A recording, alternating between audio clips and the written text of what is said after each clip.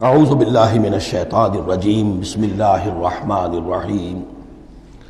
یا ایھا الذین آمنوا لا یحل لکم ان ترثوا النساء کرہا، اہل ایمان تمہارے لیے جائز نہیں ہے کہ تم عورتوں کو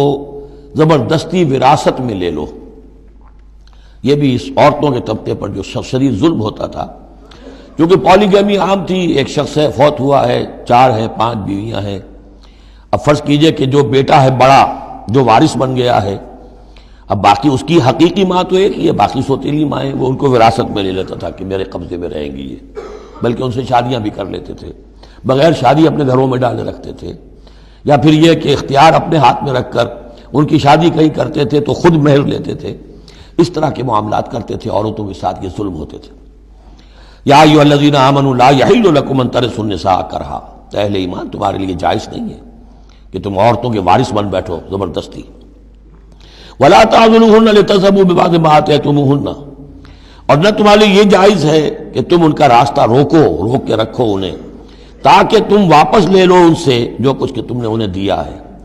اب نکاح کیا تھا اس وقت تو بڑے چاؤ تھے اور لاڈ تھے اور کیا کیا دے دیا تھا، اور اب جو ہے اس سے وہ واپس ہتھیانے کے لیے طرح طرح کے ہتھ کنڈے استعمال ہو رہے ہیں، انہیں تنگ کیا جا رہا ہے، ٹارچر کیا جا رہا ہے، ذہنی طور پر تکلیف پہنچائی جا رہی ہے۔ الا یاتین بفاحشۃ مبینہ، ہاں اگر کسی سے صریح جو ہے حرام کاری کا فعل سرزد ہو گیا، اس پر کچھ زیادتی کی جائے، اسے کچھ سزا دی جائے، جیسے کہ اوپر آ چکا ہے فعذوہما، اس وقت تو اجازت ہے۔ اس کے بغیر جو ہے کسی کے اوپر زیادتی کرنا، خاص طور پر اگر نیت یہ ہے کہ میں اس سے اپنا مہر واپس لے لوں۔ وعاشروہن بالمعروف، دیکھو عورتوں کے ساتھ معاشرت اختیار کرو، رہو سہو معروف طریقے پر، بھلے طریقے پر، اچھے طریقے پر، نیکی اور راستی کے ساتھ۔ فَإِن كَرِهْتُمُوهُنَّ فَعَسَىٰ أَن تَكْرَهُوا شَيْئًا وَيَجْعَلَ اللَّهُ فِيهِ خَيْرًا كَثِيرًا، تو اور اگر تمہیں کسی وجہ سے اب وہ ناپسند ہو گئی ہے، انہیں پسند نہیں کرتے تم، تو ہو سکتا ہے کہ کسی شے کو تم ناپسند کرو، درا حال ہے کہ اللہ نے اسی میں تمہارے لیے خیر کثیر رکھ دیا۔ پتہ نہیں ایک عورت جو ہے کسی ایک اعتبار سے آپ کے دل سے اتر گئی ہے، طبیعت کا میلان نہیں رہا ہے، اس میں اور کون کون سی خوبیاں ہیں، کس اعتبار سے آپ کے لیے وہ خیر کا ذریعہ بنتی ہے، تو اللہ کے حوالے کرو اس معاملے کو، لیکن ان کے ساتھ رکھو معاشرت صحیح، ان کے حقوق ادا کرتے ہوئے۔ ہاں اگر معاملہ ایسا ہو گیا ہے کہ ساتھ رہنا ممکن نہیں ہے تو طلاق کا راستہ کھلا ہے، شریعت اسلامی نے اس میں کوئی تنگی نہیں رکھی ہے، یہ کرسچینٹی کی طرح کا کوئی غیر معقول نظام نہیں ہے کہ طلاق ہو ہی نہیں سکتی، وہاں یہ کہ طلاق کا راستہ کھلا ہے۔ وَإِنْ أَرَدْتُمْ اسْتِبْدَالَ زَوْجٍ مَكَانَ زَوْجٍ، اور اگر تم نے فیصلہ ہی کر لیا ہو کہ ایک بیوی کی جگہ کوئی دوسری بیوی لانی ہے، وَآتَيْتُمْ إِحْدَاهُنَّ قِنْطَارًا، اور ان میں سے کسی ایک کو تم نے ڈھیروں مال دیا ہو،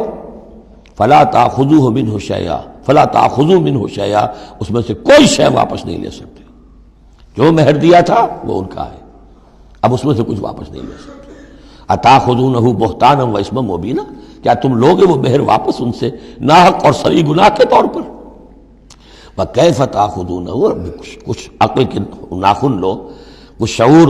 اور کچھ شرافت کا ثبوت دو، کیسے ان سے وہ مال تم واپس لینا چاہتے ہو؟ وَقَدْ أَفْضَىٰ بَعْضُكُمْ إِلَىٰ بَعْضٍ، جبکہ تم ایک دوسرے سے مل چکے ہو، تمہارے مابین انتہائی قریبی رشتہ جو بھی ہو سکتا ہے دنیا کا وہ قائم ہو چکا ہے۔ وَأَخَذْنَا مِنْكُمْ مِيثَاقًا غَلِيظًا، اور وہ تم سے بہت گہرا قول و قرار لے چکی تھی۔ اب قول و قرار ہوتا ہے نکاح کے وقت، اس میں ذمہ داری لیتا ہے مرد، کوئی ایک وہ بھی ایک کانٹریکٹ ہے۔ وَلَا تَنكِحُوا مَا نَكَحَ آبَاؤُكُم مِّنَ النِّسَاءِ إِلَّا مَا قَدْ سَلَفَ، اور جو تمہارے آباء نے، تمہارے باپوں نے جن سے نکاح کیا ہو ان سے تم نکاح مت کرو۔ جو میں نے کہا تھا نا کہ جو سوتیلی مائیں ہوتی تھیں ان کو وہ اپنے نکاح کر کے گھر میں ڈال دیا یا بغیر نکاح کے ڈال دیا۔ یہ نکاح وہاں بھی اس معاشرے میں بھی اس کو کہتے تھے نکاح مقت، بہت ہی برا نکاح ہے، فطرت انسانی تو اباح کرتی ہے لیکن رواج ان کا تھا۔ یہاں قرآن مجید نے آ کر اس کا جو ہے سختی کے ساتھ سدباب کیا۔ وَلَا تَنكِحُوا مَا نَكَحَ آبَاؤُكُمْ، جن عورتوں سے نکاح کیا ہو تمہارے باپوں نے ان سے نکاح نہ کرو، مِنَ النِّسَاءِ إِلَّا مَا قَدْ سَلَفَ، سوائے اس کے کہ جو ہو چکا، إِنَّهُ كَانَ فَاحِشَةً وَمَقْتًا، یقیناً یہ بڑی بے حیائی کی بات ہے اور اللہ تعالیٰ کے غضب کو بھڑکانے والی ہے۔ وَسَاءَ سَبِيلًا، اور بہت ہی برا راستہ ہے۔